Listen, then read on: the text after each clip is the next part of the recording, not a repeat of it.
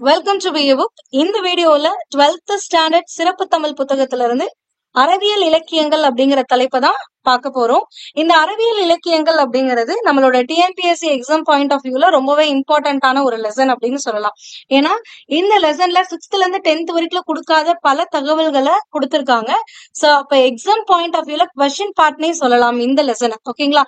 இந்த லெசன் எந்த பகுதிக்கு கீழே கவர் ஆகும் சிலபஸ்ல அப்படின்னு பாத்தீங்கன்னா, தமிழ் பாட பகுதியில பகுதி ஆல 2வது தலைப்பா கொடுத்திருக்கக்கூடிய அறநூல்கள், அதாவது நாலடியார், நான்மணிக்கடிகை, முதுமொழி காஞ்சி, இந்த தலைப்பின் கீழே தான் கவர் ஆகும். ஓகேங்களா?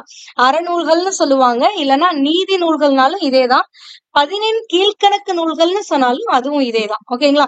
சோ இதுக்கு முன்னாடி 14 கீழ்கணக்கு நூல்கள் தொடர்பான செய்திகள் 6th இருந்து 10th வரைக்கும் எந்தெந்த புக்ல கவர் ஆயிருக்கு, ஓல்டு புக்ல எங்க கவர் ஆயிருக்கு, நியூ புக்ல எங்க கவர் ஆயிருக்கு, அண்ட் அதுல என்ன கண்டென்ட் கொடுத்திருக்காங்க அப்படிங்கறத டீடைலா நம்ம லாஸ்ட் 2 வீடியோஸ்ல பார்த்திருக்கோம். இன்கேஸ் நீங்க அந்த 2 வீடியோ பார்க்கல அப்படின்னா அதுக்கான லிங்க் இந்த வீடியோட டிஸ்கிரிப்ஷன்ல கொடுத்திருக்கேன், செக் பண்ணிக்கோங்க. ஓகேவா? சோ அப்ப இந்த லெசன்ல என்ன கொடுத்திருக்காங்க அப்படிங்கறத பார்க்கலாம்.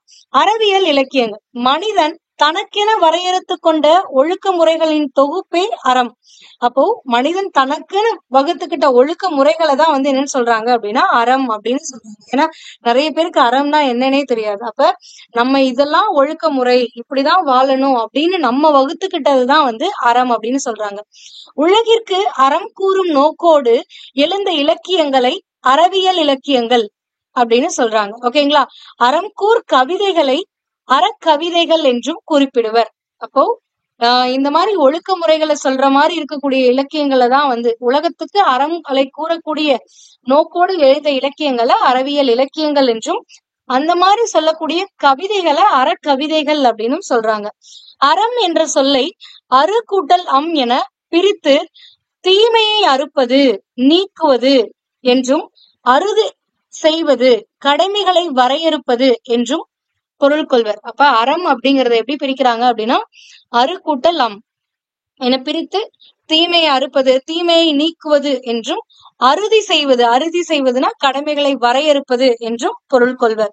பொதுவாக சான்றோர் விளக்கியன ஒழித்தலும் விதித்தன செய்தலும் அறம் என பெறும். அதாவது சான்றோர்கள் அறம் அப்படின்னா அதுக்கு எக்ஸ்பிளனேஷன் எப்படி கொடுப்பாங்கன்னா, ஒழித்தலும் விதித்தன செய்தலும், அதாவது அவங்க சொல்றத செய்யறது, இப்படிதான் இருக்கணும் அப்படின்னா அந்த விதிப்படி நம்ம நடக்கிறது தான் அறம் அப்படின்னு சொல்றாங்க. ஓகேங்களா? இந்த ஹைலைட் பண்ணிருக்க எல்லாமே ரொம்ப இம்பார்ட்டன்ட் ஆனது. அடுத்தது, அறநூல்களை சிறந்த இலக்கியங்களின் வரிசையில் வைத்து பாராட்டுவது தமிழின் மரபு. சோ அறநூல்கள் அப்படிங்கறத இலக்கியத்தோட வரிசையிலேயே வச்சு பாராட்டுறதுதான் நம்ம தமிழோட மரபு. கிபி 3ஆம் நூற்றாண்டு முதல் கிபி 6ஆம் நூற்றாண்டு வரை அறம் வலியுறுத்தும் நீதி நூல்கள் தமிழில் பலவிதமான வடிவங்களிலும் வெளிப்பாட்டு முறைகளிலும் எழுத பெற்றுள்ளன. காதலும் வீரமும் சங்க காலத்தில் போற்றப்பட்டதை போலவே அறமும் நீதியும் சங்கம் மருவிய காலத்தில் பெரிதும் போற்றப்பட்டது. ஓகேங்களா? காதலும் வீரமும், இதுதான் காதலும் வீரமும் பற்றி பேசக்கூடியதுதான் சங்க நூல்கள் அப்படின்னு சொல்லக்கூடியது. சங்க நூல்கள் அப்படின்னா என்னன்னா 10 பாட்டும் 8 தொகையும். அதுதான் அதுல 10 பாட்டுலயும் 8 தொகையிலையும் நீங்க பாத்தீங்கன்னா காதல் பத்தியும் வீரம் பத்தியும் அதிக அளவு குறிப்பிட்டிருப்பாங்க. சோ அதே மாதிரிதான் சங்கம் மருவிய காலம், சங்க காலத்துக்கு அடுத்த காலம் தான் சங்கம் மருவிய காலம். அந்த சங்கம் மருவிய காலத்துல தோன்றுனதுதான் இந்த அறநூல்கள் அப்படிங்கிறது. அதுதான் 14 கீழ்கணக்கு நூல்கள் அப்படின்னு நம்ம ஃபர்ஸ்ட் வீடியோலயே ஒரு எக்ஸ்பிளனேஷன் கொடுத்திருக்கோம். சோ அதுதான் இங்க கொடுத்திருக்காங்க. அறமும் நீதியும் சங்கம் மருவிய காலத்தில் பெரிதும் போற்றப்பட்டன அப்படின்னு. சங்கம் மருவிய காலத்தில் இயற்றப்பட்ட 18 நூல்கள் 14 கீழ்கணக்கு நூல்கள் என வழங்கப்படுகின்றன. சோ இத பத்தி பழம்பாடல்ல கொடுத்திருப்பாங்க. என்னன்னா, நாலடி, நான்மணி, நானாற்பது, ஐந்திணை, முப்பால், கடுகம், கோவை, பழமொழி, மாமூலம், இந்நிலைய காஞ்சியோடு ஏலாது என்பவே கைநிலையவாம் கீழ்கணக்கு அப்படின்னு சொல்லி. அப்ப கீழ்கணக்கு நூல்கள் 18 என்ன அப்படிங்கறத இங்க கொடுத்திருப்பாங்க. நாலடி அப்படின்னா நாலடியார், நான்மணினா நான்மணி கடிகை. நாற்பது அப்படின்னா 4 வகையான 40 நூல்கள். அதாவது இன்னா 40, இனியவை 40, அர்வழி 40, களவழி 40, 4 வகையான 40 நூல்கள் இருக்கும். ஓகேங்களா? அந்த 40. ஐந்திணை அப்படின்னா ஐந்திணை 50, ஐந்திணை 70, திணைமொழி 50, திணைமாலை 150. இது எல்லாத்தையும் சேர்த்துதான் ஐந்திணை அப்படின்னு கொடுத்திருப்பாங்க. முப்பால் அப்படின்னா திருக்குறள், கடுகம் அப்படின்னா திருக்கடுகம், கோவைனா ஆசார கோவை, பழமொழினா பழமொழி 400, மாமூலம் அப்படின்னா சிறுவஞ்ச மூலம், இந்நிலை, காஞ்சி அப்படின்னா முதுமொழி காஞ்சி, ஏழாதி என்பவை கைநிலை. கடைசியா இருக்கிறது கைநிலையவாம் கீழ்கணக்கு அப்படின்னு சொல்லி 18 நூல்கள் பத்தி கொடுத்திருப்பாங்க. ஓகேங்களா? இந்த 18 நூல்கள்ல நீங்க இதை பிரிச்சு படிக்கணும். எதெல்லாம் அறம் சொல்லக்கூடிய நூல்கள், எதெல்லாம் புறத்தை பற்றி பேசக்கூடிய நூல்கள், எதெல்லாம் அகநூல்கள் அப்படின்னுட்டு இந்நூல்களை அறம், அகம், புறம் என வகைப்படுத்துவர். 18 நூல்களை இப்படி பிரிப்பாங்க. அறநூல், அகநூல், புறநூல் அப்படின்னு சொல்லிட்டு. இதுல அறம் கூறக்கூடிய நூல் எத்தனை அப்படின்னு பாத்தீங்கன்னா 11. அறநூல்கள் எத்தனை அப்படின்னா 11 நூல்கள் அறநூல்கள். இதுவே அகநூல்கள் எத்தனை அப்படின்னு பாத்தீங்கன்னா 6 நூல்கள் அகநூல்கள். புறம் அப்படிங்கிறது ஒரே ஒரு நூல் தான். சோ இத பத்திய கொஸ்டின்ஸ் உங்களுக்கு கேட்பாங்க. அப்போ அறநூல்கள் அப்படின்னா உங்களுக்கு அது இங்கேயே கொடுத்திருப்பாங்க. 18 கீழ்கணக்கு நூல்களில் உள்ள அறநூல்கள் எது அப்படின்னு. திருக்குறள், நாலடியார், நான்மணிக்கடிகை, இன்னா 40, இனியவை 40, திருக்கடுகம், ஆசாரக்கோவை, பழமொழி 400, சிறுவஞ்ச மூலம், ஏலாதி, முதுமொழி காஞ்சி. இத பத்தி தான் நம்ம லாஸ்ட் 2 வீடியோஸ்லயுமே பார்த்திருப்போம். இதெல்லாம் ஸ்கூல் புக்ல எங்க இருக்கு அப்படின்னுட்டு. சோ ஏன்னா நம்மளுக்கு தலைப்பே என்னன்னா அறநூல்கள் அப்படின்னு தான் கொடுத்திருப்பாங்க. 18 கீழ்கணக்கு நூல்கள்ல இருக்கக்கூடிய அறநூல்கள் பத்தி தான் அந்த 2வது தலைப்புல பார்த்திருக்கோம். அதனால இத பத்தி மட்டும்தான் டீடைல்டா பார்த்திருப்போம். ஓகேங்களா? சோ திருக்குறளை இயற்றியவர் யார் அப்படின்னா திருவள்ளுவர். நாலடியாரை இயற்றியவர் சமண முனிவர்கள். சமண முனிவர்கள்னு கொடுத்திருக்காங்க. அப்ப ஆசிரியர் ஒருவர் கிடையாது, பலர் இயற்றிய பாடல்களை தொகுத்து நாலடியார்னு கொடுத்திருப்பாங்க. அடுத்தது 18 கீழ்கணக்கு நூல்கள்ல இருக்கக்கூடிய ஒரே தொகை நூல் அப்படின்னு கேட்டாலும் நாலடியார் தான். ஏன்னா பல முனிவர்களால் இயற்றப்பட்ட நூல். நான்மணிக்கடிகையோட ஆசிரியர் விளிம்பி நாகனார். இன்னா 40 கபிலர் இயற்றியது, இனியவை 40 பூதஞ்சேந்தனார், திருக்கடுகம் நல்லாதனார், ஆசாரக்கோவை பெருவாயின் முள்ளியார், பழமொழி 400 மூன்றுரை அரையனார், சிறுவஞ்ச மூலம் காரியாசன், ஏலாதி கனிமேதாவியார், முதுமொழி காஞ்சி, கூடலூர் கிழார். சோ இவங்களை பத்தி எல்லாமே நம்ம ஆல்ரெடி பார்த்தாச்சு. ஓகேங்களா? சோ இது எல்லாமே அறநூல்கள். 11 நூல்கள் பத்தி பார்த்திருக்கோம். சோ இது இல்லாம அடுத்த 6 நூல்கள் என்னன்னா அகநூல்கள் அப்படின்னு சொல்லுவாங்க. அகநூல்கள் அப்படிங்கிறது கார் 40, ஐந்திணை 50, ஐந்திணை 70, திணைமொழி 50, திணைமாலை 150, கைநிலை, இந்நிலை. நான் உங்களுக்கு ஒரு கொஸ்டின் கேட்கிறேன். இந்த திணைமாலை 150 யார் இயற்றினாங்க அப்படிங்கறத நம்ம லாஸ்ட் 2 வீடியோஸ்லயும் கிளியரா சொல்லியிருக்கோம். அப்போ இந்த திணைமாலை 150 யாரு இயற்றினாங்க, இதோட ஆசிரியர் யார் அப்படிங்கறத நீங்க கமெண்ட் பண்ணுங்க. ஓகேங்களா? புறநூல் அப்படிங்கிறது எதுனா களவழி 40 அப்படிங்கிற ஒரே ஒரு நூல் தான் 18 கீழ்கணக்கு நூல்கள்லயே புறநூல். ஓகேங்களா? இதுவுமே கேட்பாங்க. சோ இது எல்லாமே கிளியரா உங்களுக்கு தெரிஞ்சிருக்கணும். இது உங்களுக்கு புக்ல கொடுக்கல, அதனால அகநூல்கள் என்னென்ன அப்படிங்கறத நோட் பண்ணிக்கோங்க. ஏன்னா பொருந்தாததை தேர்ந்தெடுக்க அப்படின்னு கொடுத்துட்டு இந்த மாதிரி கொடுக்கறதுக்கான பாசிபிலிட்டிஸ் இருக்கு. இத பத்தி நம்ம டீடைல்டா படிக்க மாட்டோம். பிகாஸ் நம்மளோட சிலபஸ் படி அறநூல்கள் மட்டும்தான். ஓகேங்களா? பட் இருந்தாலும் தெரிஞ்சுக்கோங்க. 18 கீழ்கணக்கு நூல்கள் தொடர்பான செய்திகள் அப்படிங்கும் போது இதையும் தெரிஞ்சுக்கணும். தமிழ் இலக்கியங்கள் முழுவதுமே அற இலக்கியங்கள் எனலாம். தமிழ் இலக்கியங்கள் எல்லாத்தையுமே அற இலக்கியங்கள் சொல்லலாம். ஏன்னா ஒழுக்க நெறிகளை பற்றி நம்மளுக்கு கற்பிக்கக்கூடியதே நம்ம தமிழ் இலக்கியங்கள் தான். சங்க இலக்கியம், காப்பியங்கள், அறநூல்கள், சிற்றிலக்கியங்கள், புராணங்கள் என்றெல்லாம் பல பிரிவுகள் இருப்பினும் அவற்றின் பாடுபொருளின் மையம் ஏதோ ஒரு அறமாகவே இருக்கிறது. சோ சங்க இலக்கியம் அப்படின்னா 18 மேற்கணக்கு நூல்கள், 8 தொகை, 10 பாட்டு, இது எல்லாமே அதுலயும் ஏதாவது ஒரு அற கருத்தை தான் நம்மளுக்கு சொல்றாங்க. நீதி நூலாதான் இருக்கு. அதே மாதிரி காப்பியங்கள், புராணங்களா இருக்கலாம், பெரிய புராணம், கம்பராமாயணம், ஐம்பெரும் காப்பியங்கள், ஐஞ்சிறுங்காப்பியங்கள், இதுலயுமே நம்மளுக்கு அறத்தை பற்றி தான் நம்மளுக்கு அதிக அளவு சொல்றாங்க. அதே மாதிரி அறநூல்கள்னு சொல்லக்கூடிய 18 கீழ்கணக்கு நூல்கள், சிற்றிலக்கியங்கள், புராணங்கள், இது எல்லாமே ஏதோ ஒரு அறத்தை பாடுபொருளாக கொண்டிருக்கு அப்படின்றாங்க. தமிழ் அறநூல்கள் அதன் இலக்கிய சுவைக்காகவும் போற்றப்படுகின்றன. இதுல இருக்கக்கூடிய இலக்கிய சுவைக்காகவும் இதை நம்ம போற்றுறோம். பிற இலக்கியங்களின் கண் அமைந்த இலக்கிய சுவை, சொல்லழகு, இசைக்கட்டு, பாவமைப்பு போன்றன தமிழ் அறவியலக்கியங்களிலும் மிளிர காணலாம். தமிழ் அறிவியல் இலக்கியங்களிலும் இந்த மாதிரியான சொல்லழகு, இலக்கியச்சுவை, இசைக்கட்டு, பாவமைப்பு இதெல்லாம் இந்த 14 கீழ்கணக்கு நூல்கள்லயும் இருக்கு அப்படின்னு சொல்றாங்க. அறிவியல் கவிதைகள் எக்காலத்திற்கும் ஏற்ற அறக்கருத்துக்களை கொண்டு இருப்பதை அக்கவிதைகளை கற்பதன் மூலம் அறியலாம். 14 கீழ்கணக்கு நூல்களில் அமைந்த அறநூல்கள் பிற்காலத்தில் தோன்றிய அறநூல்கள் என தமிழின் கண் அமைந்த அறநூல்களை இரு பிரிவாக பிரிக்கலாம். அதாவது 14 கீழ்கணக்கு நூல்கள் இருக்கக்கூடிய அறநூல்கள்னு ஒரு பகுதியும், அதுக்கடுத்த பிற்காலத்துல தோன்றிய இதுக்கடுத்த காலத்துல தோன்றிய அறநூல்கள் எனும் தமிழ்ல 2 வகையா அறநூல்களை பிரிக்கலாம் அப்படின்னு சொல்றாங்க. அறிவோம் தெளிவோம் இந்த பகுதியிலதான் ஒரு முக்கியமான கொஸ்டினை எடுக்கலாம். என்னன்னா 14 கீழ்கணக்கு நூல்கள் புறப்புறல் சார்ந்த ஒரே நூல் எது அப்படின்னு கேட்பாங்க. அது என்னன்னா களவழி 40 அப்படிங்கறதுதான். ஓகேங்களா? களத்தை ஏற்களம், போர்க்களம் அப்படின்னு 2 வகையா பிரிக்கலாம். சோ நெல் முதலானவற்றை அடித்து தூற்றும் களத்தை பாடுவது ஏற்களம். ஏற்களம் அப்படிங்கிறது நெல் அடிச்சு தூற்றக்கூடிய களம் தான் ஏற்களம். பகைவரை அழிக்கும் போர்க்களத்தை பாடுவது போர்க்களம் அப்படின்னு சொல்லுவாங்க. அப்ப போர்க்களத்தை பாடும் நூல் தான் இந்த களவழி 40. இங்க இருக்கக்கூடிய இந்த 14 கீழ்கணக்கு நூல்கள்ல இருக்கக்கூடிய களவழி 40 அப்படிங்கிறது போர்க்களத்தை பற்றி பாடக்கூடிய ஒரு நூல்.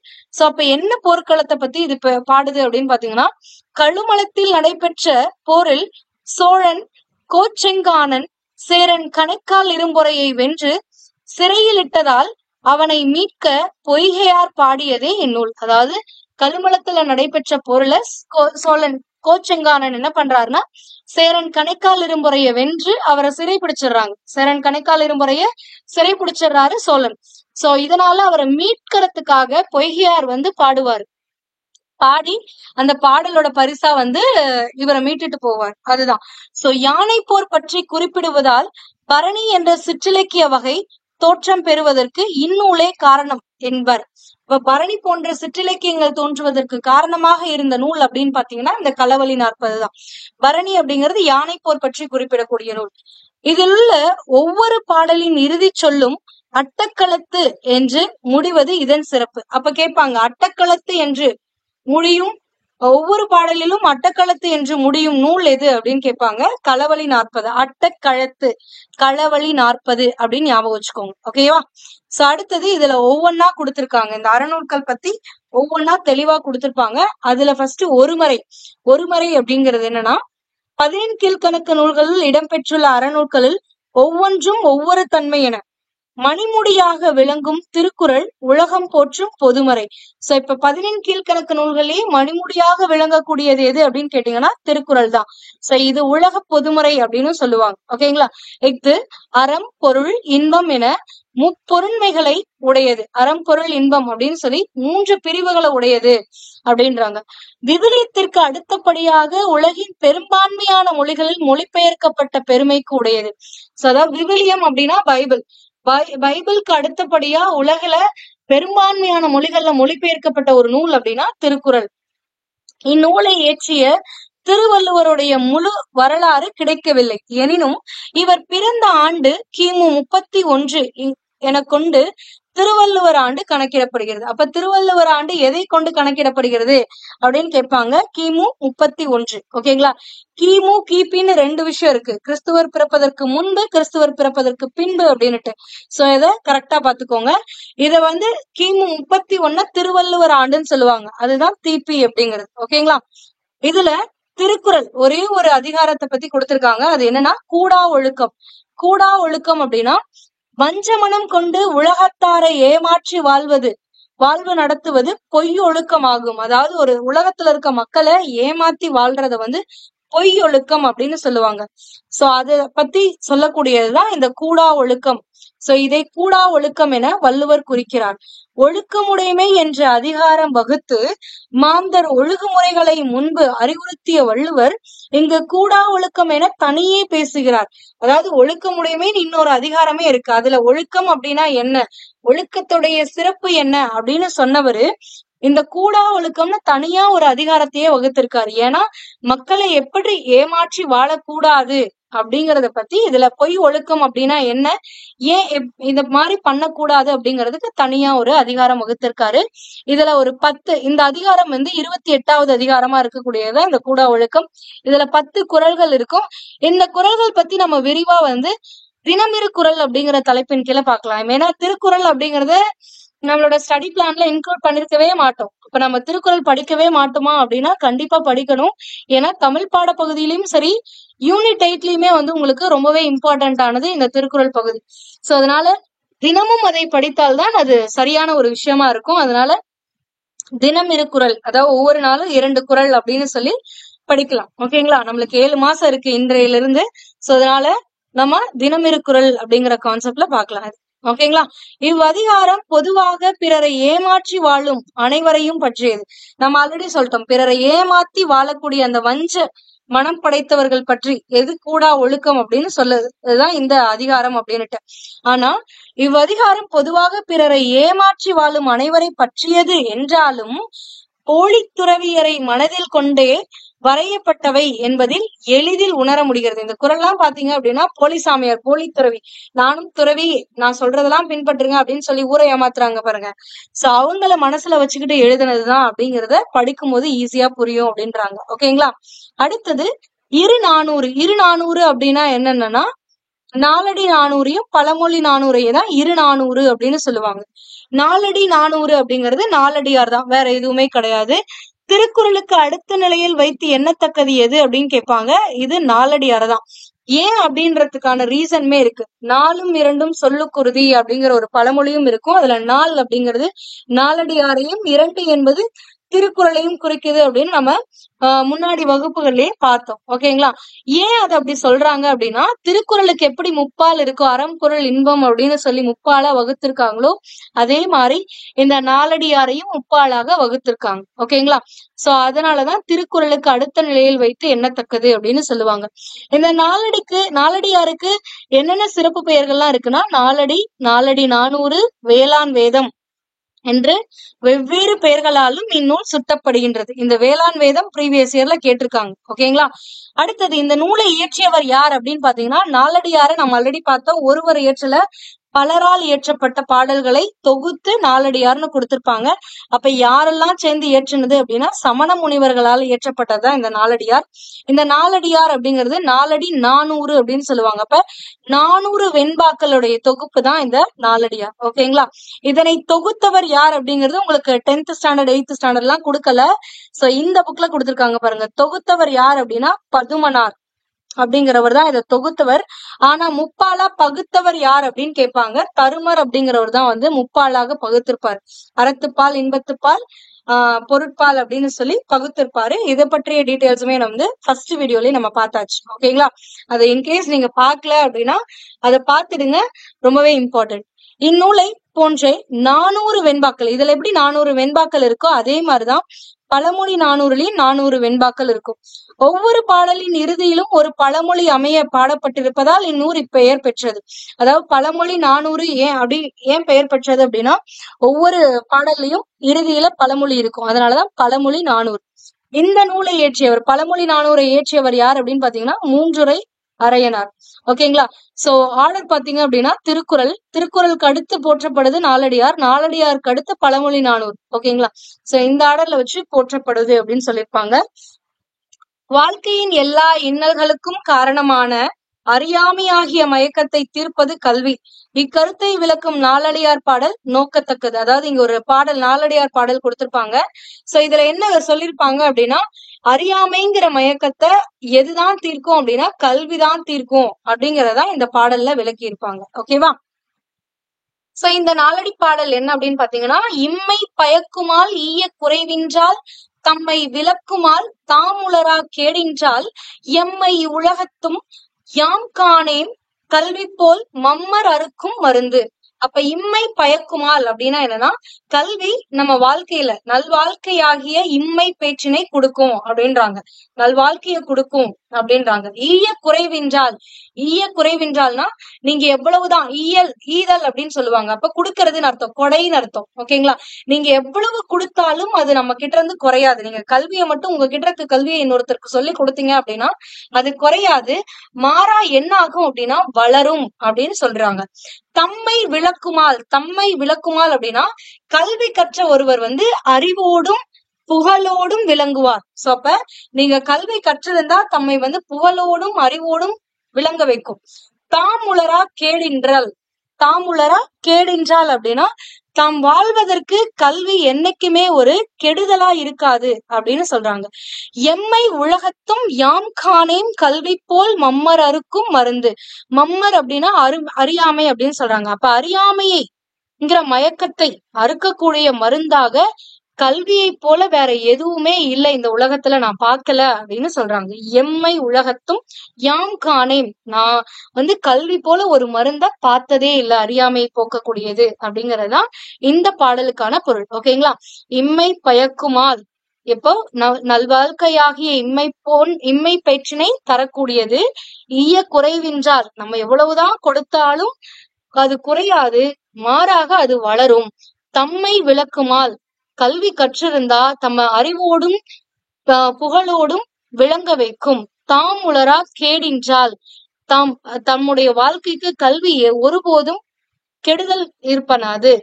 எம்மை உலகத்தும் யாம் காணேம், நான் இருக்கக்கூடிய இந்த உலகத்துல நான் வேற எதையுமே அப்படி பார்க்கல, கல்விதான் அறியாமையை போக்கக்கூடிய ஒரே மருந்து, வேற எந்த மருந்தும் அறியாமையை போக்குறதுக்கு நான் பார்த்தது இல்லை அப்படின்னு சொல்றாங்க. ஓகேங்களா? அப்ப கல்வியின் சிறப்பை விளக்குவதாக அமைந்த இச்செயலில் ஊமையோ பிற இலக்கிய சிறப்புகளோ அமையாவிட்டாலும், இதுல ஊமை இந்த மாதிரி இருக்கும் அப்படின்னு சொல்லி எந்த ஒரு ஊமையும் சொல்லாம கூறுவதை செறிவாக சிறப்பாக சொல்லும் தன்மை அமைந்திருப்பதை காணலாம் அப்படின்றாங்க. சோ இதுல எந்த ஒரு ஊமையும் இல்ல, இந்த மாதிரி இது இருக்கு அப்படின்ற ஒரு ஊமை கிடையாது. இருந்தாலும் என்ன சொல்ல வராங்களோ அதை டைரக்டா சிறப்பா சொல்லியிருக்காங்க அப்படின்றாங்க. ஓகேங்களா? அடுத்தது, தனக்கு உதவி செய்தவர்களுக்கு தீங்கு செய்வது தனக்கே தீங்கு செய்து கொள்வதற்கு ஒப்பாகும் என்ற கருத்தை பழமொழி நானூற்றை பாடல் ஒன்று கூறுகிறது. அப்ப நம்மளுக்கு உதவி செஞ்சவங்களுக்கு நம்ம தீங்கு இழைச்சோம் அப்படின்னா அது தனக்கே சூனியம் வச்சுக்கிட்டதுக்கு சமம் அப்படின்றதான் இப்படி சொல்றாங்க. அதாவது நம்ம மொழியில சொன்னா நம்மளுக்கு நன்மை பயக்கணவங்களுக்கு, நம்மளுக்கு நன்மை செஞ்சவங்களுக்கு நம்ம ஏதாவது கேடு விளைவிச்சோம் அப்படின்னா அது நம்மளுக்கே சூனியம் வச்சுக்கிட்டதுக்கு சமம் அப்படிங்கிறது. ஓகேங்களா? சோ இது எப்படி கொடுத்திருக்காங்கன்னு பாக்கலாமா? இதுல கொடுத்திருக்க இந்த பாடல் பழமொழி 400. பழமொழி 400 இயற்றியவர் யார் சொல்லுங்க பாக்கலாம். பழமொழி 400 இயற்றியவர் யார்? மூன்றுரை அரையனார். கரெக்டா? சோ இங்க பாருங்க, பழமொழி 400 இயற்றியவர் மூன்றுரை அரையனார். ஓகேங்களா? இவரோட காலம் 4ஆம் நூற்றாண்டு. எப்படி சொல்றீங்க? ஏன்னா 3க்கு அடுத்து 4 வரும், ஞாபகம் வச்சுக்கோங்க அப்படின்னு சொல்லியிருக்கோம். ஓகேங்களா? சோ உங்களோட காலமும் ரொம்ப இம்பார்ட்டன்ட். சோ இந்த பாடலோட பொருள் பாத்திரலாமா? நாடி நமரென்று நன்கு புறந்தாரை, அதாவது நாடி நமரென்று நன்கு புறந்தாரை கேடு பிறரோடு சூழ்தல் கிளர்மணி நீடுகள் வெப்ப நினைப்பின்றி தாமிருந்த கோடு குறைத்து விடல். அதாவது நாடி நமரென்று நன்கு புறந்தாரை, அதாவது நம்மளுக்கு ஒரு துன்பம் வரும் பொழுது நம்மவர்னு சொல்லி நம்மளை பேணி காத்தவரை, நம்மவர் அப்படின்னு சொல்லி நம்மளை பேணி காத்தவரை கேடு பிறரோடு சூழ்தல், அதாவது வேற ஒருத்தவங்களோட சேர்ந்து அவங்களுக்கு கேடு விளைவிச்சோம் அப்படின்னா அது எதுக்கு ஈக்குவல் அப்படின்றாங்கன்னா கிளர்மணி நீடுகள் வெற்ப. கிளர்மணினா ஒளி பொருந்திய மணியை கொண்ட மலை உடைய நாட்டை உடைய வேந்தன் அப்படின்னு அர்த்தம். அதாவது கிளர்மணினா நல்ல ஒளி பொருந்திய மணியை உடைய மலை நாடுடைய வேந்தன் அப்படிங்கறதா நீடுக்கல் அப்படின்னு அர்த்தம். நீடுகள் அப்படின்னா மலை நாடுடைய வேந்தன் தான் அமர்ந்திருக்கக்கூடிய ஒரு மரக்கிளை உடைய நுனியில அமர்ந்திருக்குங்கிறத மறந்துட்டு அந்த மரத்தோட அடியை வெட்டுறதுக்கு சமம் அப்படின்னு சொல்றாங்க. ஓகேங்களா? சோ கிளர்மணி நீடுகள், ஒளி பொருந்திய மணியை உடைய மலையை உடைய ஒரு வேந்தன் வெற்ப நினைப்பின்றி மறந்து போய் தாமிருந்த கோடு குறைத்து விடல். ஒரு மரத்துடைய நுனியில நான் அமர்ந்துட்டு இருக்கிறத மறந்து அந்த மரத்தோட அடிய வெற்றத்துக்கு சமம் அப்படின்றாங்க. ஓகேங்களா? அதுக்கு ஈக்குவல். அதாவது ஒரு மரத்தோட நுனியில நீங்க உட்கார்ந்துட்டு இருக்கிறத மறந்து அந்த மரத்தோட அடிய வெற்றது உங்களுக்கே நீங்க தீமை வச்சுக்கிற மாதிரிதான். சோ அந்த மாதிரிதான் உங்களுக்கு நல்லது பண்ணவங்களுக்கு நீங்க தீங்கு இழைச்சீங்க அப்படின்னா அது உங்களுக்கே சூனிய வச்சுக்கிறதுக்கு சமம் அப்படின்னு சொல்றாங்க. ஓகேங்களா? சோ இதுதான் இந்த பிக்சர்ல விளக்குவாங்க. இந்த கிளையில பாருங்க, ஒருத்தர் உட்கார்ந்து இருப்பாரு. அவர் உட்கார்ந்து இருக்கிறத மறந்துட்டு அவர் எங்க கட் பண்றாரு, இங்க கட் பண்றாரு. கட் பண்ணா என்ன ஆகும், இவரு சேர்ந்துதான் கீழே விழுவார். ஓகேங்களா? சோ அதுதான் இங்க கொடுத்திருக்காங்க. தமக்கு உதவியவர்களுக்கு அவரின் பகைவரோடு சேர்ந்து, அவருக்கு நம்மளுக்கு ஹெல்ப் பண்ணவங்களுக்கு, அந்த ஹெல்ப் பண்ணவங்களுக்கு ஒரு எனிமின் இருப்பாங்கல்ல, அவங்களோட சேர்ந்து தீங்கிழைப்பது ஒருவன் உணர்வின்றி தாம் தங்கி இருந்த கிளையின் அடியை வெட்டி வீழ்த்தி உயிர் விடுதலை போன்றதாகும் அப்படின்றாங்க. ஓகேங்களா? அடுத்தது மும்மருந்துனா 3 நூட்களை சொல்லுவாங்க. ஒண்ணு என்னன்னா திருக்கடிகம், இன்னொன்னு சிறுவஞ்ச மூலம், இன்னொன்னு ஏலாதி. இந்த 3ம் சேர்ந்ததுதான் மும்மருந்து அப்படின்னு சொல்லுவாங்க. 15 கீழ்கணக்குல மும்மருந்து அப்படின்னா 3 நூட்களை குறிப்பிடுவார்கள். திருக்கடுகம், இன்னொன்னு ஏலாதி, சிறுவஞ்ச மூலம். ஓகேங்களா? இதுல 15 கீழ்கணக்கு நூல்களில் மருந்து பெயர்கள் கொண்ட அறநூல்கள் 3. அது என்னன்னா இப்ப நான் சொன்னதுதான். அதில் முதலாவதாக அமைந்த நூல் எதுனா திருக்கடுகம். அந்த திருக்கடுகம் அப்படிங்கிறது என்னன்னா சுக்கு மிளகு, திப்பிலி இந்த 3 கலந்த மருந்து உடல் நோயை தீர்ப்பது போல. இந்த 3ம் கலந்த மருந்தை தான் திரினா 3ன்னு அர்த்தம். திரிக்கடுகம் அப்படின்னு சொல்லுவாங்க. இந்த மருந்து எப்படி உடல் நோயை தீர்ப்பது போல இந்நூலின் ஒவ்வொரு செயலில் உள்ள பாடல்களும் 3 கருத்துக்கள் உள்ள உள்ளத்து நோயை தீர்ப்பதால் இந்நூல் திருக்கடுகம் என பெயர் பெற்றது. அதாவது இந்த மருந்து எப்படி உடல் நோயை போக்குதோ அதே மாதிரி இந்த திருக்கடுகம் நூல்ல இருக்கக்கூடிய ஒவ்வொரு பாடலும் 3 அறக்கருத்துக்களை கூறும். அந்த 3 அறக்கருத்துக்களும் உள்ளத்து நோய், அதாவது மனநோயை தீர்ப்பதால இந்த நூலுக்கும் திருக்கடுகம் அப்படின்னு பேர் வச்சுச்சாங்க. ஓகேங்களா? சோ இதுல எத்தனை வெண்பாக்கள் இருக்கு அப்படின்னா 100 வெண்பாக்கள் இருக்கு. இதோட ஆசிரியர் யாருன்னா நல்லாதனார். அவருதான் ஆசிரியர். இது ப்ரீவியஸ் இயர்ல கேட்டாங்க. இந்த வருஷம் அதாவது 2024 குரூப் 2 எக்ஸாம்லயுமே இந்த கொஸ்டின் இருந்துச்சு. ஓகேங்களா? அடுத்தது இரண்டாவதாக அமைந்த நூல் எதுனா சிறுபஞ்ச மூலம். பஞ்ச அப்படின்னா 5ன்னு அர்த்தம். அப்ப சிறுபஞ்ச மூலம்னா 5 மூலிகை பத்தி சொல்லியிருப்பாங்க. மூலிகை வேர்களை பத்தி சொல்லியிருப்பாங்க. கண்டங்கத்திரி, சிறுவழுதுணை, சிறுமல்லி, பெருமல்லி, நெருஞ்சி ஆகிய 5ன் வேர்கள் கலந்த மருந்து. ஓகேங்களா? அதே மாதிரி இது இன்னொரு கொஸ்டின் கேட்பாங்க. வேரால் பெயர் பெற்ற நூல் எது 15 கீழ்கணக்கு நூல்கள்ல அப்படின்னா சிறுவஞ்ச மூலம். மருந்தால் பெயர் பெற்றதுன்னா 3 நூல் இருக்கு. ஆனா வேரால் பெயர் பெற்றதுன்னா இந்த ஒண்ணுதான். ஓகேங்களா? சோ இதை நீங்க ஞாபகம் வச்சுக்கோங்க.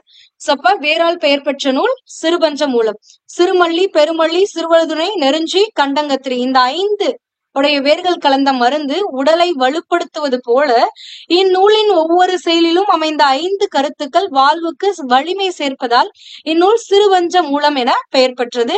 இதுல 102 வெண்பாக்கள் கொண்டது. இந்நூலின் ஆசிரியர் யார் அப்படின்னு பாத்தீங்கன்னா காரியாசர். ஓகேங்களா?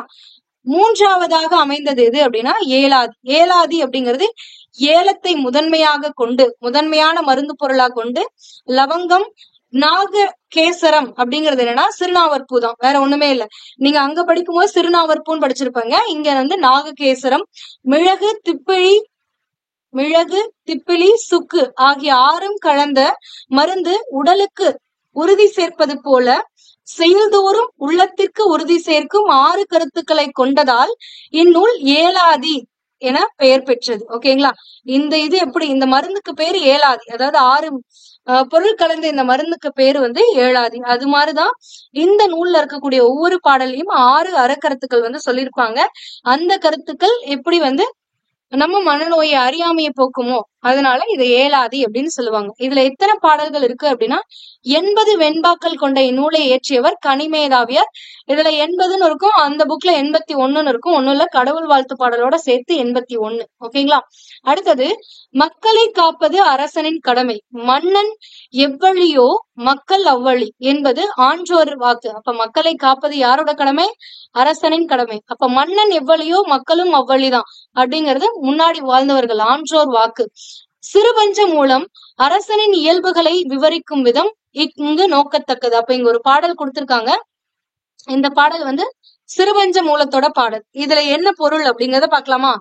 பொருள் போக மஞ்சாமை பொன்னருங்காற்போர்த்த அருள் போகா வார அறமென்று உரைத்தும் இருள் தீர கூறப்படும் குணத்தான் கூர்வேல்வல் வேந்தன் ஆல் தேரப்படும் குணத்தினான் அப்படின்றாங்க. அப்ப பொருள் போக மஞ்சாமை அப்படின்னா பொருள் அப்படின்னா பொருள் தான், போக அப்படின்னா இன்பம் அப்படின்னு அர்த்தம். பொருள் போகம் மஞ்சாமை அப்ப பொருள் இன்பம் இடுக்கன் வந்த காலத்து அஞ்சாமை, இது எல்லாத்தையும் பார்த்து அஞ்சாமை. பொருங்கார் போர்த்த அருள் போக அப்படின்னா என்னன்னா பிரிதோர் உயிரின் துன்பம் கண்டு இறங்குதல், பிற உயிர்கள் துன்பப்படுவதை பார்த்து இறங்குறதல். அருள் போக அப்படிங்கிறது இறங்குதல். இறங்குதல் நிலையான அறம் ஆகிய ஐந்தும் உடையவன் நல்ல அரசனாகிய செயலாற்றுவதற்குரிய தகுதியுடையவனாகிறான். அதாவது அறமென்று ஐந்தும், அப்ப இந்த ஐந்தும் அறம் நிலையான அறம், இந்த ஐந்தும் உடையவன் என்னத்துக்கு அதாவது அரசனா இருக்கக்கூடிய தகுதியானவன் அப்படின்னு சொல்றாங்க. அப்ப பொருள் போக மஞ்சாமை பொன்னுறும் காற்போர்த்த அருள் போகா வாரா அறமென்றுரைந்தும் மென்று ஐந்தும் அப்படின்னு பிரியும். ஓகேங்களா, வாரா அறமென்று ஐந்தும் இருள் தீர கூறப்படும் குணத்தான். அப்ப இந்த ஐந்தும் கொண்ட குணத்தான் கூர்வேல்வல் வேந்தனால் தேரப்படும் குணத்தினான், அதாவது வேந்தனாக இருக்கக்கூடியவனோட குணம் அப்படின்னு சொல்றாங்க. ஓகேங்களா, வேந்தனாக இருக்கக்கூடிய வேந்தனாக தகுதியுடையவன் தான் இந்த குணத்தான் அப்படின்னு சொல்றாங்க. இந்த பாடல் வந்து ஒரு சிறுவஞ்ச மூலப்பாடல். ஓகேங்களா, அதுக்கு அடுத்தது நானார்ப்பது பத்தி கொடுத்திருக்காங்க. நான் ஆல்ரெடி சொல்லியிருக்கேன், நானார்ப்பது அப்படின்னா 4 நூட்களை சொல்லுவாங்க. அது எது எது அப்படின்னு பாத்தீங்கன்னா இன்னா நாற்பது, இனியவை நாற்பது, கார் நாற்பது, களவழி நாற்பது. இதுல முதல் 2 இன்னா நாற்பதும் இனியவை நாற்பதும் வந்து அறநூல்கள். இதுதான் நம்ம வந்து 2 வீடியோக்கள் முன்னாடி பார்த்ததுல பார்த்திருப்போம். ஏன்னா இதெல்லாம் அறநூல்கள்ங்கிற தலைப்பை தான் நம்ம பார்த்துட்டு இருக்கோம், அதனால பார்த்திருப்போம். ஆனா கார் நாற்பது அப்படிங்கிறது ஒரு அகநூல், அகத்தை பற்றி அத பேசக்கூடியது, காதல் வாழ்க்கை அதை பத்தி பேசக்கூடியதுதான் இத கார் நாற்பது. களவழி நாற்பது அப்படிங்கிற புறநூல், அதாவது 15 கீழ்கணக்கு நூல்கள்ல இருக்கக்கூடிய ஒரே ஒரு புறநூல் எதுன்னு கேட்டாலும் இந்த களவழி நாற்பது தான். சோ இதுல இன்னா நாற்பது இனியவை நாற்பது அப்படின்னா என்னன்னா, இன்னது துன்பம் தரும் என்று கூறும் 40 வெண்பாக்களாலான நூல் இன்னா நாற்பது. அதாவது இதெல்லாம் வந்து நம்ம வாழ்க்கையில துன்பம் தரக்கூடியது அப்படின்னு சொல்லக்கூடியது எல்லாமே இன்னா நாற்பது. சோ அதுல 40 வெண்பாக்கள் இருக்கும், அதனாலதான் இன்னா நாற்பது. ஓகேங்களா, இந்நூலுடைய ஆசிரியர் யார் அப்படின்னு பாத்தீங்கன்னா கபிலர். இன்னா நாற்பதின் ஆசிரியர் கபிலர், நோட் பண்ணி வச்சுக்கோங்க. அடுத்தது இன்னது இன்னது இன்பம் பயக்கும் என 40 வெண்பாக்களை கொண்டு பூதஞ்சேந்தனாரால் பாடப்பட்ட நூல் இனியவை நாற்பது. அப்ப இந்தந்த செயல்லாம் செஞ்சீங்கன்னா வாழ்க்கையில இனிமையா இருக்கும் அப்படின்னு சொல்லி ஒரு 40 பாடல்கள்ல பூதஞ்சேந்தனார் வந்து சொல்லியிருப்பாரு. அதுதான் வந்து இனியவை நாற்பது. ஓகேங்களா, வாழ்விற்கு இன்பம் பயப்பன இவை இவை என இனியவை 40 பட்டியலிடுகிறது. இன்னது செய்யாதே என்பதை விட இதை செய் என நெறிப்படுத்தும் பாங்கு இந்நூலின் சிறப்பு. அதாவது இதெல்லாம் தப்பு, இதெல்லாம் பண்ணாதப்பா அப்படின்னு நம்மளுக்கு சொன்னோம்னா கடுப்பாகும். கரெக்டா, யாராவது வந்து நம்மளுக்கு அட்வைஸ் பண்ணாங்கன்னா கடுப்பாகும். இப்படி பண்ணாத அப்படி பண்ணாத அப்படிங்கிறதுக்கு பதிலா இதை இப்படி பண்ணுங்க அப்படின்னு சொல்லும் போது நம்மளுக்கு வந்து அந்த பொறுமை இருக்கும், அதை கேட்டுக்கிற மனப்பாங்கு இருக்கும். சோ அதுதான் இந்த நூலோட சிறப்பாவே சொல்லியிருக்காங்க. அப்ப இதெல்லாம் செய்யாத அப்படின்னு சொன்னா நம்மளுக்கு அது வேற ஒரு டோன்ல இருக்கும். ஆனா இந்த மாதிரி செய்யுங்க நல்லா இருக்கும் அப்படின்னு சொல்லும் போது நம்மளுக்கே வந்து அதை செய்ய தோணும். ஓகேங்களா, சோ அந்த மாதிரி ஒரு பாங்குலதான் இந்த நூல்ல சொல்லியிருக்காங்க. ஓகேங்களா, சோ இதுல என்ன பாடல் கொடுத்திருக்காங்க, இனியவை 40ல இருந்து ஒரு பாடல். என்ன பாடல்னா, கற்றார் முன் கல்வி உரைத்தல் மிக இனிதே மிக்காரை சேர்த்தல் மிகமான முன் இனிதே எல் துணையானும் இரவாது தான் ஈதல் எத்துணையும் ஆற்ற இனிது அப்படின்னு கொடுத்திருக்காங்க. இந்த இனியவை 40ம் சரி இன்னா 40ம் சரி பாடல் வரிகள் கொடுத்து என்ன நூல்னு கேட்டா ஈஸியா சொல்லிடலாம். ஏன்னா இனிதே அப்படின்னு முடிஞ்சுன்னா இனியவை 40, இன்னா அப்படின்னு முடிஞ்சுன்னா இன்னா 40, அவ்வளவுதான். ஓகேங்களா, சோ கற்றார் முன் கல்வி உரைத்தல். அப்ப கற்றார் முன் கல்வி உரைத்தல்னா கற்றறிந்தவர் முன் தாம் கற்ற கல்வியை சொல்வது மிக இனிமையானது. ஓகேங்களா, சோ கற்றவர்கள்லாம் நிறைந்திருக்கக்கூடிய சபையில தான் கற்ற கல்வியை சொல்றது வந்து இனிமையானது. அடுத்தது மிக்காரை சேர்த்தல் மிக மானமுன் இனிதே. அறிவால் மேம்பட்ட, மிக்காரை அப்படின்னா அறிவால் மேம்பட்ட கல்வியாளர்களை சேர்ந்து பொருந்தி இருப்பது மிக பெருமையுடன் முற்றிலும் இனிது. ஓகேங்களா, சோ அந்த மாதிரி நம்மளை விட அறிவால மேம்பட்ட கல்வியாளர்களோடு நம்ம சேர்ந்து இருக்கிறது மிக பெருமையான ஒன்று அப்படின்றாங்க. எல் துணையானும் இரவாது, அதாவது எல்லளவு கூட தான் பிறரிடம் இறந்து செல்லாமல், இறந்துனா பிறரிடம் இரவாமல் யாசகம் கேட்காம, தானீதல்னா தன் பொருளை பிறருக்கு கொடுத்து உதவுவது, எத்துணையும் ஆற்ற இனிது, எல்லா விதத்திலும் மிக இனிது அப்படின்னு கொடுத்திருக்காங்க. ஓகேங்களா? சோ கற்றறிந்தவர் முன் தாம் கற்ற கல்வியை சொல்வது இனிது, அறிவால் மேம்பட்ட கல்வியாளரை சேர்ந்து பொருந்தி இருப்பது மிக பெருமையுடன் இனிது, எல்லளவும் தான் பிறரிடம் இறந்து செல்லாமல் தாங்கிட்ட இருக்கக்கூடிய பொருளை பிறருக்கு கொடுத்து உதவுவது எல்லா விதத்திலையும் இனிது அப்படின்னு சொல்றாங்க. அடுத்தது மணிமொழி கோவை. இது ரொம்ப இம்பார்ட்டன்ட். இதுவுமே ப்ரீவியஸ் இயர்ல ஒரு கொஸ்டின் பேப்பர்ல கேட்ட ஒரு கொஸ்டின். மணிமொழி கோவை அப்படின்னா என்ன அப்படின்னு கேட்பாங்க. மணிமொழி கோவை அப்படின்னா 15 கீழ்கணக்கு நூல்கள்ல நான்மணிக்கடிகை, முதுமொழி காஞ்சி, ஆசார கோவை, இந்த 3ஐயும் சேர்த்த நூல் தான். இந்த 3 நூல்களையும் சேர்த்துதான் மணிமொழி கோவை அப்படின்னு சொல்லுவாங்க. ஓகேங்களா? 4 மணிகள் பதிக்க பெற்ற கடிகை என்னும் அணிகலன் போல ஒவ்வொரு செயலிலும் 4 அரிய கருத்துக்கள் கொண்டுள்ளதால் இந்நூல் நான்மணிக்கடிகை என்று பெயர்படுது. அப்ப நான்மணிக்கடிகைக்கு ஏன் அந்த பெயர் வந்துச்சு அப்படின்னா, நான்மணிக்கடிகை, 4 மணிகள் பதிக்க பெற்ற கடிகை, 4 மணிகள் பதிக்க பெற்ற ஒரு அணிகலன். கடிகைனா அணிகள். சோ அணிகலன் எப்படி இருக்குமோ அந்த மாதிரிதான் ஒவ்வொரு செயலியும் 4 அரிய கருத்துக்கள், அறக்கருத்துக்களை சொல்லியிருப்பாங்க. அதனால இந்த நூலுக்கு நான்மணிக்கடிகை அப்படின்னு பேர் வந்துச்சு. இந்த நூல்ல 104 வெண்பாக்கள் கொண்டது. இந்த நூல் நான்மணிக்கடிகையோட ஆசிரியர் யார் அப்படின்னு பாத்தீங்கன்னா விளிம்பி நாகனாரால் இயற்றப்பட்டது. ஓகேங்களா? பல மணிகளை கோவையாக கொண்டு அமைவது மகளிர் அணியும் காஞ்சி என்னும் அணிகலன். அதுபோல பல முதுமொழிகளை கோவையாக கொண்டு 100 வெண்பாக்கள் உடைய நூல் முதுமொழி காஞ்சி. இதன் ஆசிரியர் புலத்துறை முற்றிய கூடலூர் கிழார். ஓகேங்களா? சோ எப்படி பல மணிகளை கோவையா கொண்டு அமைவது மகளிர் அணியக்கூடிய காஞ்சி அப்படிங்கிற அணிகலன். இது கேட்கலாம். பல மணிகளை கோவையாக கொண்டு அமைவது மகளிர் அணியும் டேஷ் என்னும் அணிகலன் அப்படின்னு கேட்கலாம். காஞ்சி என்னும் அணிகலன். அது போல பல முதுமொழிகளை கோவையா கொண்டு அமைஞ்ச 100 வெண்பாக்களால் உடைய நூல் தான் வந்து முதுமொழி காஞ்சி. இந்த முதுமொழி காஞ்சியோட ஆசிரியர் புலத்துறை முற்றிய கூடலூர் கிழார். ஓகேங்களா? இதுவுமே கேட்டிருந்தாங்க. சோ பாத்துக்கோங்க. ஆசாரமாகிய ஒழுக்க விதிகளை, ஆசாரம் அப்படின்னாவே ஒழுக்கம் தான். ஆசாரமாகிய ஒழுக்க விதிகளை கோவையாக கொண்டு, அப்போ ஒழுக்க விதிகளை கோவையாக கொண்டு 100 வெண்பாக்களால் ஆன நூல் ஆசார கோவை. அப்ப கோவையா, அதாவது 100 வெண்பாக்கள் ஒரு கோவையா இருக்கிறது. எதை பத்தி? ஒழுக்க விதிகள். ஒழுக்கம்னா என்னது? ஆசாரம். அப்ப ஆசார கோவை அப்படின்னு சொல்றாங்க. இதோட ஆசிரியர் யாருன்னா பெருவாயின் முள்ளி. ஓகேங்களா?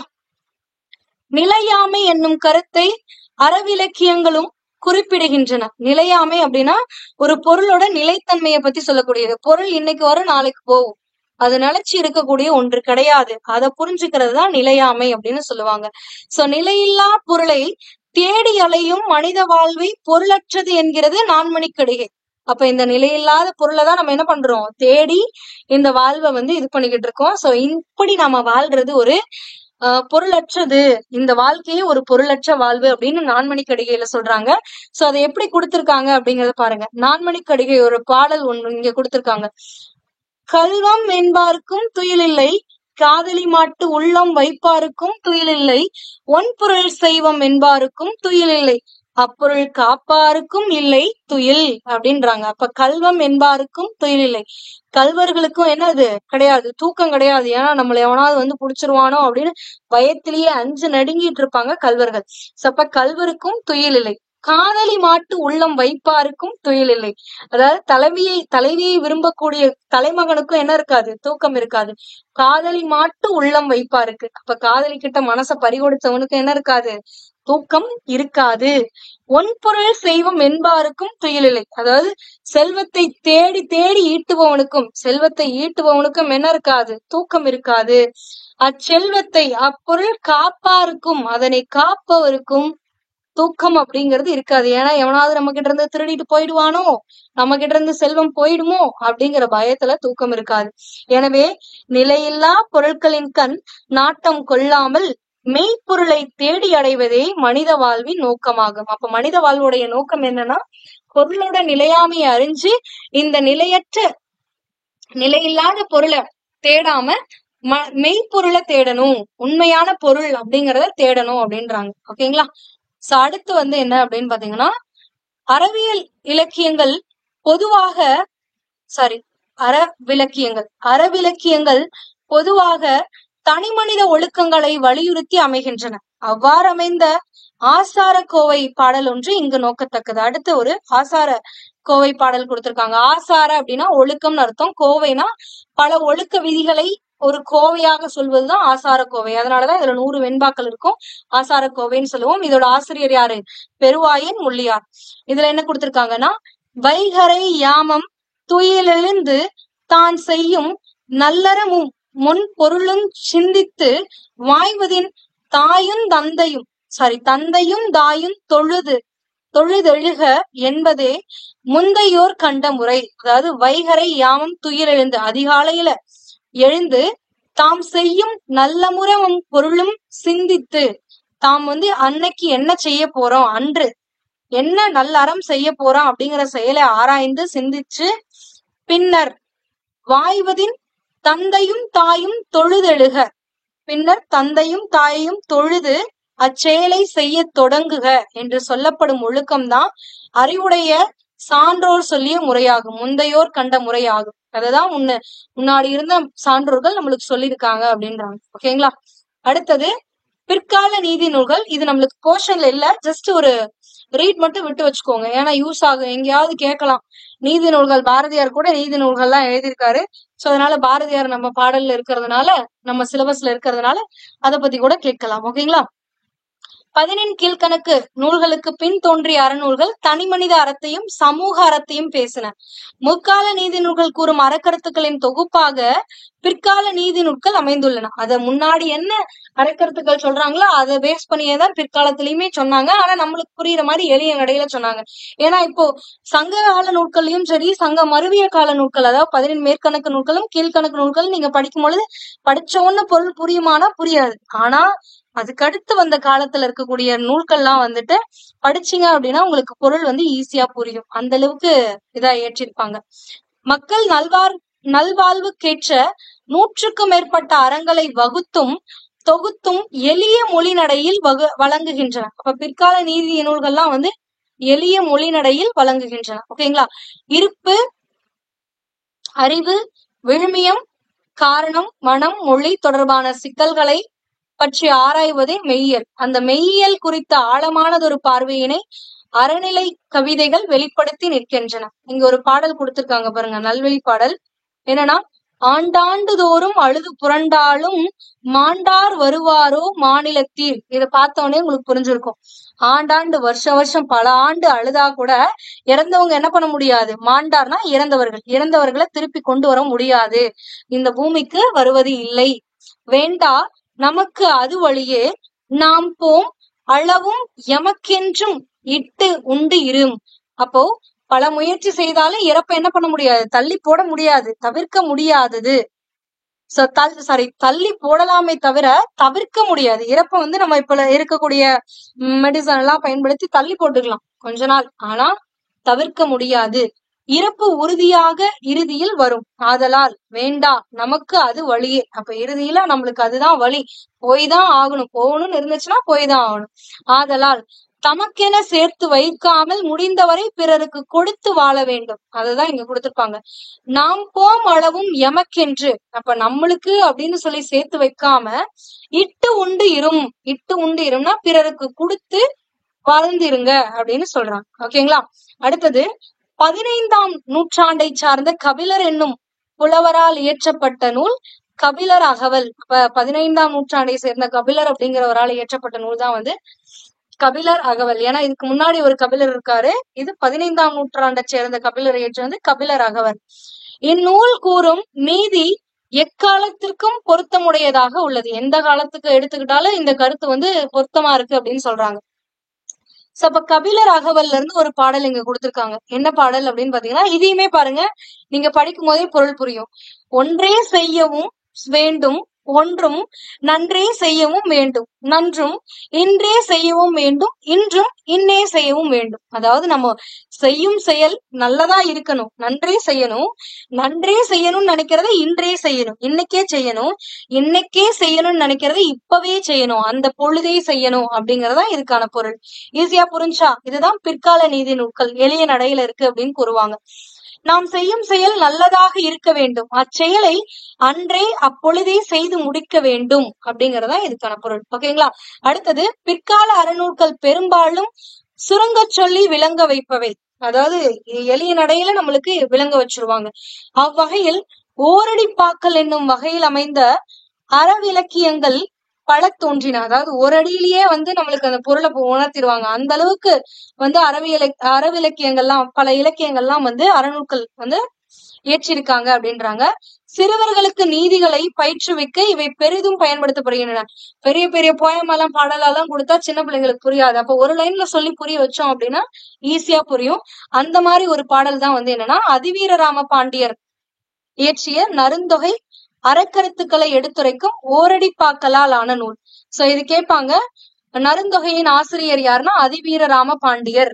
சோ இது இல்லைன்னா அறக்கருத்துக்களை எடுத்துரைக்கும் ஓரடிப்பாக்கலால் ஆன நூல் எது அப்படின்னு கொடுத்துட்டு நூட்கள் கொடுப்பாங்க. நருந்தொகை, குறுந்தொகை, ஐங்குறு நூறு அந்த மாதிரி எல்லாம் கொடுப்பாங்க. அப்ப நருந்தொகை அப்படிங்கறதா ஆன்சர். ஓகேங்களா? இதுல பாருங்க, எழுத்தறி வித்தவன் இறைவன் ஆகும் அப்படின்றாங்க. எழுத்தறி வித்தவன் இறைவன் ஆகும். இதுலயே உங்களுக்கு புரிஞ்சிச்சு. நம்மளுக்கு யாரு சொல்லி கொடுக்குறாங்களோ, சொல்லி கொடுக்கக்கூடிய அந்த ஆசிரியர் தான் நம்மளுக்கு யாரு? இறைவன். இறைவன் அளவுக்கு நம்ம அவங்கள வைத்து போற்றணும் அப்படின்றாங்க. கல்விக்கழகு கசடர மொழிதல். கல்விக்கு அழகு எது அப்படின்னா பிழை இல்லாம, குற்றம் இல்லாம. கசடு அற. கசடர அப்படின்னா கசடுனா குற்றம். அப்ப கசடு அற, மாசற அப்படின்னு பாத்திருப்பீங்க. மாசற அப்படின்னா மாசு அற அப்படின்னா குற்றம் இல்லாமல். அதே மாதிரிதான் கசடு அறனா கசடு இல்லாமல், குற்றம் இல்லாமல் அதை நம்ம சொல்லணும். அதுதான் கல்விக்கு அழகு. நம்ம கற்றத குற்றம் இல்லாம சொல்றதுதான் கல்விக்கு அழகு.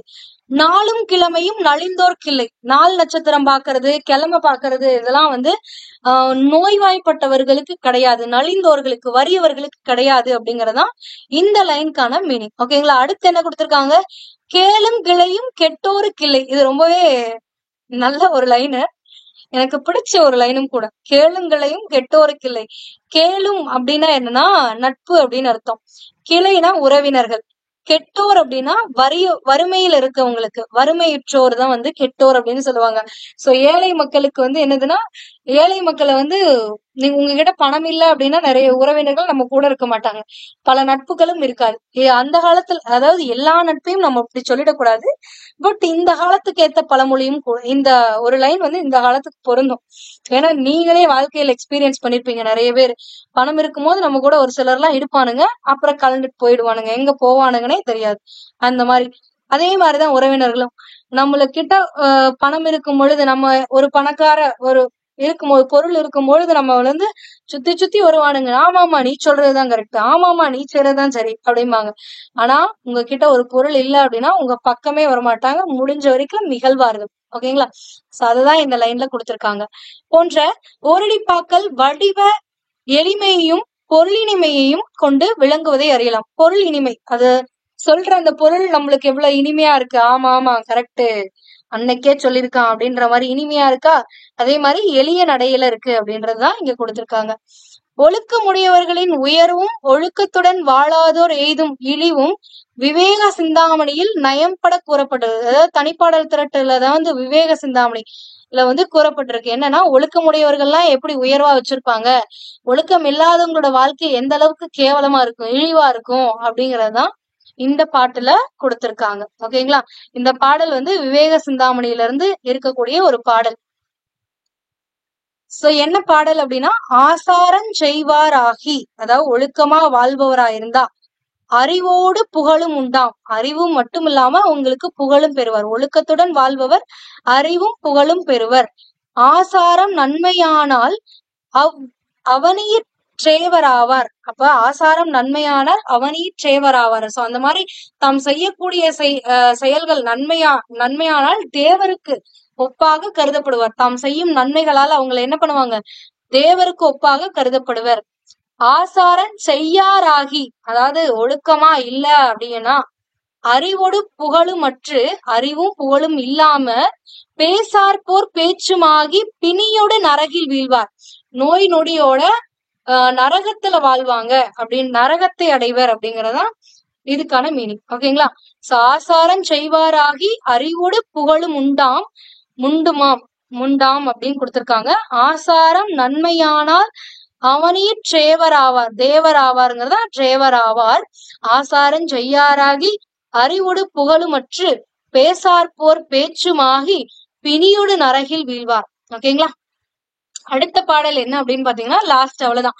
இளம் வயதே கற்பதற்கு ஏற்ற வயது என்பதை கூற விளைந்த வேதநாயகர் ஒரு பாடல் இயற்றிருக்காரு. அந்த பாடல் தான் இங்க கொடுத்திருக்காங்க. என்னன்னா, வளையில மறந்தனை நிமித்தல் வாய்க்கும் பொன் இளகிய பொழுதனி இயற்றியலாகுதல் வளமுறு கேள்வி நூன் மாண்பு நற்குணம் இளமையில் அன்றி மூப்பெய்தின் எய்துமோ அப்படின்றாங்க. அப்ப இந்த பாடலையுமே ஈஸியா புரிஞ்சுக்கலாம். இது வந்து நீதி நூல்ல இருந்து எடுத்தக்கூடிய ஒரு பாடல். இந்த பாடலோட ஆசிரியர் யார் அப்படின்னு பாத்தீங்கன்னா வேதநாயகர். இதெல்லாம் நீங்களாதான் புரிஞ்சுக்கணும். ஏன்னா இப்படிதான் கொடுத்திருப்பாங்க. அப்புறம் நீதி நூல் இந்த பாடலோடைய ஆசிரியர் யாருன்னு கொடுத்துட்டு கேட்கலாம். சோ அப்படிங்கும் போது உங்களுக்கு தெரிஞ்சிருக்கணும் வேதநாயகர் தான் இந்த பாடலோட ஆசிரியர் அப்படின்னு. ஓகேங்களா? இந்த பாடல் வழியில என்ன சொல்லியிருக்காங்க அப்படின்னா, வளையில மறந்தனை நிமிர்த்தல். அப்போ மரத்தோட வளைவை வந்து இளமையில நிமிர்த்திடலாம். நாமெல்லாம் பார்த்திருப்போம், வளைஞ்சுகிட்டு செடி போச்சுன்னா என்ன பண்ணுவோம், நேரா ஒரு குச்சி வச்சு கட்டுவோம். சோ அந்த மாதிரி வளைவை இளமையில வந்து நிமிர்த்த முடியும். பொன் இலகி இருக்கும் போதே நகை செய்தலும், அதுதான் இங்க கொடுத்திருக்காங்க. வாய்க்கும் பொன் இலகிய பொழுதனை இயற்றியலாகுதல். இப்ப பொன் இலகி இருக்கும் போதே வந்து அதை என்ன பண்ணிடும், நகை செய்யணும். இளவயதில் தான் நூற்கல்வியையும் மாண்பையும் நற்குணங்களையும் பயிற்றுவிக்க முடியும். அடுத்தலை வளமுறு கேள்வி நூன் மாண்பு நற்குணம். வளமுறு கேள்வினா கல்வி. ஓகேங்களா? கல்வியையும் மாண்பையும் நற்குணத்தையும் இளமையில் அன்றி மூப்பெய்தின் எய்துமோ. இளமையில தான் கற்க முடியுமே தவிர வயதானதுக்கு அப்புறம் கற்றுக் கொடுக்க முடியுமா அப்படின்றாங்க. ஓகேங்களா? சோ 14 கீழ்கணக்கு நூல்களில் அமைந்த அறநூட்கள் கூறும் அறக்கருத்துக்களின் தொகுப்பாகவே பிற்கால அறநூட்கள் அமைந்திருப்பதை அந்நூல்களில் அமைந்த பாடல்கள் உணர்த்தி நிற்கின்றன. அதாவது 14 கீழ்கணக்கு நூல்கள்ல என்ன கருத்துக்கள் சொல்ல வந்தாங்களோ அதேதான் இங்கேயும் சொல்லுவாங்க. ஆனா எளிய நடையில சொல்லியிருப்பாங்க. அதுதான் இங்க கொடுத்திருக்காங்க.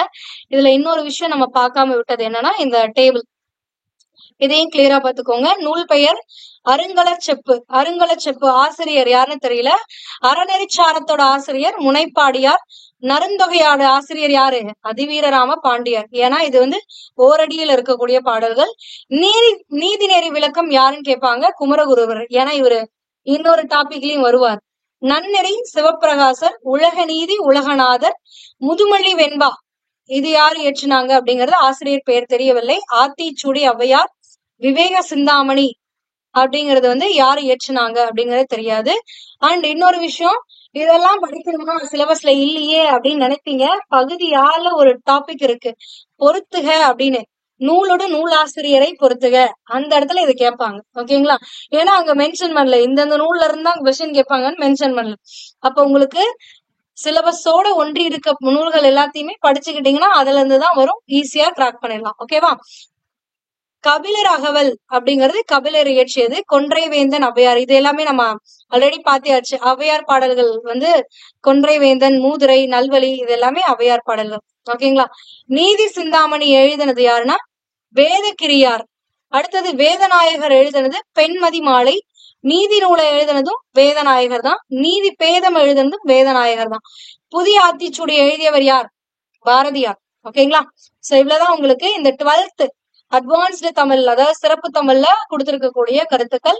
இதை பார்த்துக்கோங்க. இதுல நம்ம வந்து திருக்குறள் மற்றும் ஒரு தினமிரு குறள் அப்படிங்கிற பகுதியில பாக்கலாம். ஓகேங்களா? சோ இதெல்லாம் கிளியரா இங்க இருக்கு. இந்த டேபிள் எல்லாம் பாத்துக்கோங்க. அகநூட்கள் எழுதிக்கோங்க. அறநூட்கள் எத்தனை, அகநூட்கள் எத்தனை, புறநூட்கள் எத்தனைங்கிறது தெரிஞ்சிருக்கணும். ஓகேங்களா? சோ இந்த பாடல் பழம்பாடல். ஓகேங்களா? புரிஞ்சுச்சா? சோ இதுல ஏதாவது டவுட்ஸ் இருந்துச்சு அப்படின்னா கமெண்ட் பண்ணுங்க. அதுக்கான எக்ஸ்பிளனேஷனை நம்ம அடுத்த வீடியோல பார்ப்போம். நம்ம ஆல்ரெடி சொன்னதுதான் அறவியல் இலக்கியங்கள், அதாவது 17 கீழ்கணக்கு நூல்கள்ல அறநூட்கள் அப்படிங்கிறது 11 நூட்கள். அந்த 11 நூட்களை பத்தி நீங்க டீடைல்டா படிக்கணும். ஏன்னா பகுதி 6 அது ஒரு பார்ட். ஓகேங்களா? சோ அதுக்கான வீடியோஸ் நம்ம ஆல்ரெடி அப்லோட் பண்ணியாச்சு. லாஸ்ட் 2 கிளாஸஸ்ல வந்து உங்களுக்கு அதுதான் அப்லோட் பண்ணிருக்கோம். சோ 6th இருந்து 12th வரைக்கும் அறநூட்கள், அதாவது நான்மணிக்கடிகை, நாலடியார், பழமொழி 400, முதுமொழி காஞ்சி, இன்னா 40, இனியவை 40, சிறுவஞ்ச மூலம், ஏலாதி, திருக்கடிகம் இதெல்லாமே எங்கெல்லாம் கவர் ஆயிருக்கோ அது எல்லாமே old book plus new book எங்கெல்லாம் கவர் ஆயிருக்கோ அது எல்லாமே சேர்த்து ஒரு வீடியோவா கொடுத்திருக்கோம்.